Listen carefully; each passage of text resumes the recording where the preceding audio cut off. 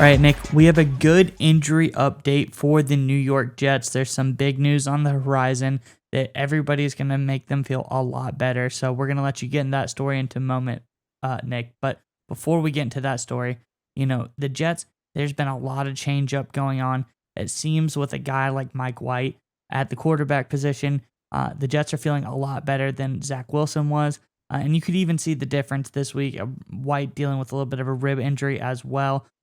When Joe Flacco would come in, it wasn't quite the same as when Mike White was out there. So it's good to see a good, solid quarterback for the Jets because, quite frankly, there's been a lot of good quarterbacks for the Jets in the past, Nick.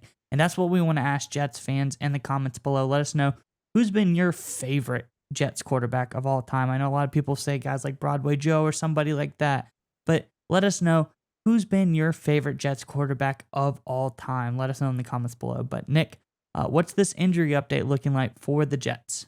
Yeah, like you said, it's a lot of good news. According to Jets Wire over at USA Today, there were some key injuries last week. Obviously, Mike White, like you alluded to, but also defensive tackle Quinnen Williams had a non-contact calf injury that was really scary.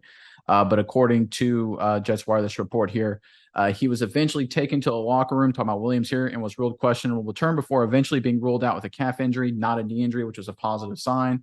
Robert Saleh actually has him listed as day-to-day. They actually believe there's a strong chance he'll play this weekend against the Detroit Lions, a game they really need him. But even if he doesn't play, it's not a severe injury. It's not a big injury. So if he misses this week, he'll be back next week. And of course, the quarterback, Mike White, they expect him to start, according to Robert Saleh. They're preparing for him to start week 15 against the Lions as well. Saleh said this about White, quote, "He's tough as nails. He was playing really, really well."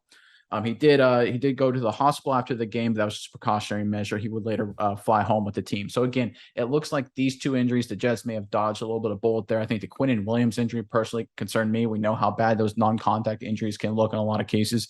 Kyler Murray on Monday Night Football is a great example of that. But there's also some other good news too. Corey Davis is feeling really good today, according to Robert Saleh. This was on Monday when we're recording this, and the team is very hopeful he'll be available Sunday against the Detroit Lions. They'll need all the help they can get to score points against a very explosive Lions football team. So again, the Jets coming off two brutally close but tough physical losses. They took their lumps, but the good news is it doesn't look like they have any long-term injuries. Their go-to quarterback is back. Their best defensive player, in my opinion, Quinnen Williams, looks like he'll potentially play, and Corey Davis is another weapon added to the fold for the Jets. So obviously some good news for the Jets, Miles. What do you think about this? Looks like a colossal matchup between two teams fighting for the playoffs in the Lions and the Jets this weekend. Yeah, Nick, who would have thought we'd be saying that at this point in the season? Lions and Jets battling for playoff spots. But I love it. I love this kind of football. But the thing that struck me is reading over those stories when they say Mike White was given a precautionary ambulance ride to the hospital. Like, you don't really hear that statement that often. Just a casual precautionary ambulance ride. But, I'm glad that he's doing good because, as I said earlier, the team looks a lot better with him out there. And I'm really glad that Quinnen Williams dodged a major injury because he is a stud, Nick. He is probably one of the best players on this defense. I say one of. Because Sauce Gardner looks to be phenomenal player on this defense as well. But Quinnen Williams has a couple more years under his belt, and he's really come into his own on this Jets team. But what do you think? Not to interrupt you here. Guess what Quinnen Williams' grade is this season? PFF 90.5. Wow. 90.5. That's like superstar all pro. That's Aaron Donald. That's Aaron Donald level stuff. Yeah, and he's been playing quite that way. He's been better than Aaron Donald this season by far. Aaron Donald's obviously good. He's obviously injured as well. But Quinnen Williams has been better than Aaron Donald this season. I'm going to go out there and say that right now.